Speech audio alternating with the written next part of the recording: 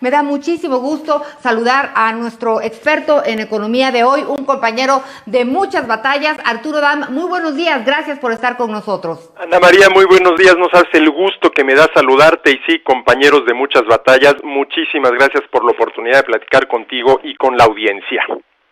Y bueno, amanecemos hoy platicando contigo, buscando tu comentario, Arturo, pues porque los datos del INEGI en relación a la economía pues son devastadores. Entonces quisiéramos entender qué representa esta caída del 18% en el Producto Interno Bruto.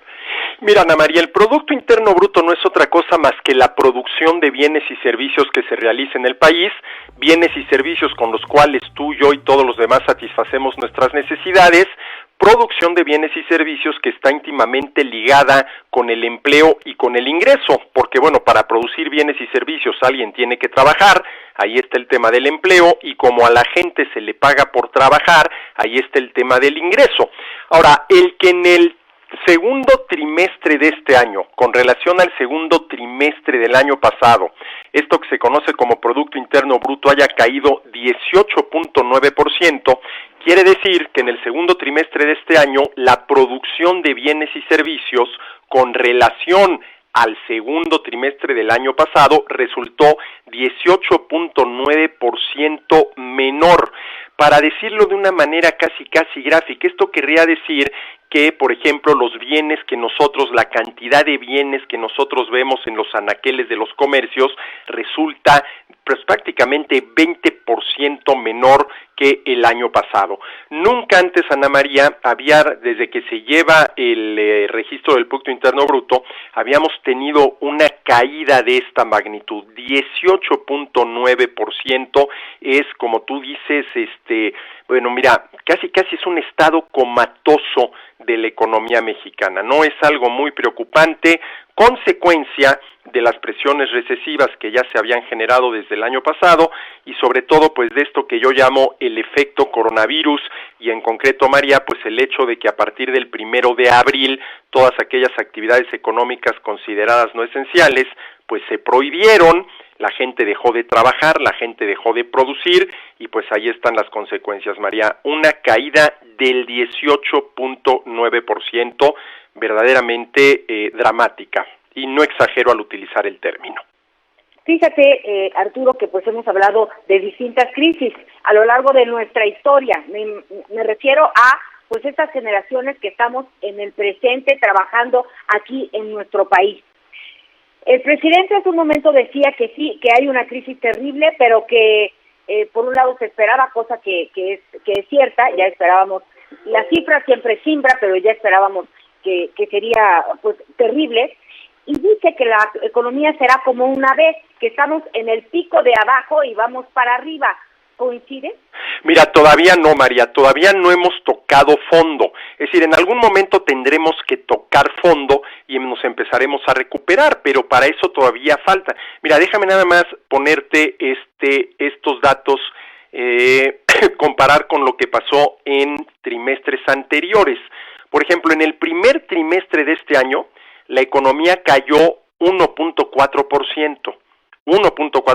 En el segundo trimestre, que es la cifra que dio a conocer hoy el INEGI, cayó 18.9%, es decir, seguimos cayendo y habrá que ver qué está pasando en este tercer trimestre que está transcurriendo ahorita. Probablemente en este tercer trimestre la caída ya resulte menor que la del segundo trimestre, pero esto lo sabemos hasta dentro de 3 meses, es decir, para que el INEGI dé la información, pues tenemos que terminar este tercer trimestre y que el INEGI recabe los datos, los elabore y nos dé el dato, pero todavía con los datos hasta el segundo trimestre todavía no hemos tocado fondo, es decir, la economía siguió cayendo. Ahora es interesante, María, ver, por ejemplo, que si en términos generales la contracción fue del 18.9%, la contracción de las actividades primarias, agricultura, ganadería, silvicultura, pesca, fue de solo 0.7%. Mientras que toda la industria manufacturera tuvo una contracción del 26% y el sector de los servicios, la caída fue de 15.6%. Fíjate cómo actividades primarias, que son consideradas esenciales, la mayoría de las cuales siguieron operando, pues la caída fue de solamente 0.7%, pero muchas actividades manufactureras que fueron consideradas no esenciales y se prohibieron a partir del 1 de abril, pues la caída, Ana María, fue del 26%, algo nunca antes visto, y no es verdad, María, que ya hayamos tocado fondo, porque tocaremos fondo cuando la caída empiece a ser menor, y aquí las cifras están muy claras. Primer trimestre del año, contracción de 1.4%, segundo trimestre del año, contracción del 18.9%, María. Y bueno, y tenemos que considerar que la caída también en Estados Unidos por lo pronto va en 32.9%. Así es, María, en 32.9. Ahora, ahí, si nosotros hacemos el mismo cálculo, lo calculamos exactamente igual que lo hacen en Estados Unidos, la caída en México, ya utilizando la misma metodología que usan en Estados Unidos, sería aproximadamente del 54%, María. Es más, ahorita te doy el dato exacto. La caída en México, utilizando la misma metodología que en Estados Unidos, sería más o menos del 53%, porque allá lo calculan en términos anualizados. Si nosotros anualizamos esta cifra de 18.9%, pues nos da el 53.1%, más que en la caída de Estados Unidos. Bueno, pues son cifras que hablan de una debacle en cuestión económica, pero no podemos quedarnos en esta cifra. Arturo, tú como experto en esta materia has visto crisis y que nos levantamos. ¿Qué ha pasado en otras crisis para que salgamos adelante? ¿Qué se mueve en la economía mexicana? ¿Qué funciona para poder jalar para adelante? Mira, María, el crecimiento de la economía se mide por la producción de bienes y servicios, que depende de las inversiones directas.